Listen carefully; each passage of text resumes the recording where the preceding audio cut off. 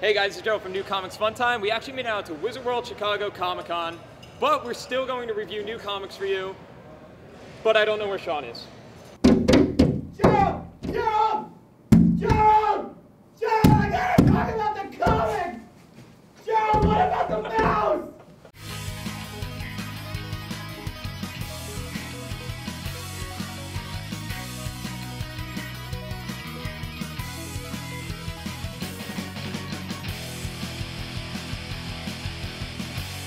So this week, issue 4 of Undying Love finally came out. I've been waiting for this one a long time, and it does live up to expectations, or at least my expectations anyway, because Sean probably doesn't like it.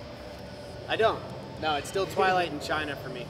I checked it out. Yeah, it's getting better, but it's some guy, you know, he's madly in love with a Chinese vampire, and that's it. All right, well, it's my thing. Let me talk about it. Good. I love the art. Undying Love's art just gets better and better with every issue that comes out, and this one happens to be really action-packed. It just starts off and it's great. But the first few pages actually made me think it was gonna get kind of corny, because he's just running away from these crows with his girlfriend, and he looks at the crows and says, hey, do you know these guys? Like the crows are supposed to be people or something. Turns out they're not people. They are actually part of these mutated things that hunt down the villain's enemies, who are these like half mutant, half animal type things. They're really cool villains. That sounds really stupid. It's awesome. I loved Undying Love. Mutated Everyone crows should that get it. go after people. Birds. Everyone should get it. So while you got to read about cool vampires and Undying Love and mutated crows, I got to read about little mice with capes that kill snakes and have these little, you know, sinister plots against each other. It's called Mouse Guard. Sounds terrible. It was really fun. Really? No, not really, no. It's kind of graphic and really creepy because you see little mice running around, you think it's for kids, but it's not. So they, you know, have these little sinister plots, and it follows this merchant who's trying to like get grain to one mouse colony, and a snake comes and eats him. So it's like violent, but it's like the art is directed at kids, but it's violent for adults? You ever heard of that movie Watership Down with the rabbits that kill each other? No, but I've heard of Five. Five was good. Is it better than this? Yes. Okay, then let's move on. I picked up The Vault, which is a new series from Image. It's what? The Vault. The what? The Vault. The what? The Vault. All right. Like the soda. The comic opens up with a weird image. It's kind of like a heaven and hell thing going on where these angels are fighting these demons. So it's kind of like this sci-fi intro. It just says like, this is what's going to happen. Then it starts talking about an excavation team who's down in this place that looks like the Yucatan Peninsula. You know what the Yucatan Peninsula looks like? Yes. Have you been there? It's a giant circle. Wow, okay. But instead it's called Oak Island, and supposedly there's a lot of treasure that's supposed to be buried there. Yeah. So this diving team goes down and they find this tomb. Yeah, I know Oak Island. Yeah. Yeah. Really? Yeah. Okay. Lots of treasure Did there. you know that there's like this devil thing buried inside a tomb at Oak Island? Yeah. Wow, that's news to me. I'll Because that was the big shocker with this comic book. There's a lot of text just to get to that one page.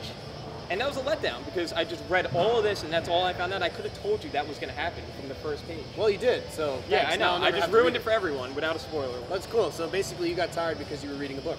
Yeah. It's a comic book. Yeah, it was like 70 pages, dude. Not really. Well, you know, one issue, 70 pages. That's pretty. You want to talk that's about the pretty dense. Unthinkables now? 'Cause Well, you read that. I'm actually getting into that because the Unthinkable was also really dense.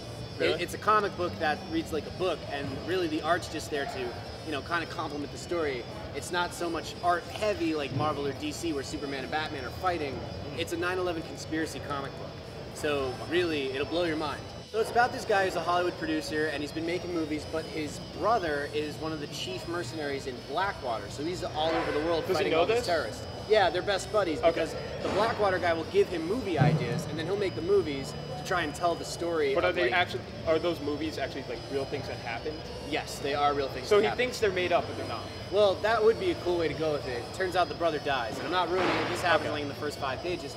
But now the other brother, the Hollywood producer, is like having this whole guilt complex. So he wants to become somebody that actually matters to society rather than make crappy movies. He joins a think tank, and basically they try to predict anything that could ever happen. What would be the countermeasure to that? Well, now all the think tank dudes basically decided we're the smartest people in the world. Let's just do this stuff and see if anybody's smarter than us, so that they can think of something. They try to prevent come up it. with the things that are unthinkable. Ta-da! Yeah, you figured Great it title. out. And it's awesome. It's a 5-set series. I'm only on issue 1. I'm pumped for it, but it is rather dense.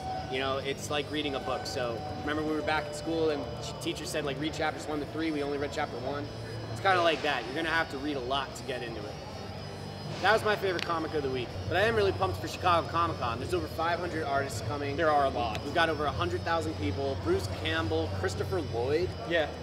You could say that I am pretty pumped. You know what I think the best thing is? The fact that we're going to be giving out comic books online at some point during the weekend. You know what I think the best thing is? What? This.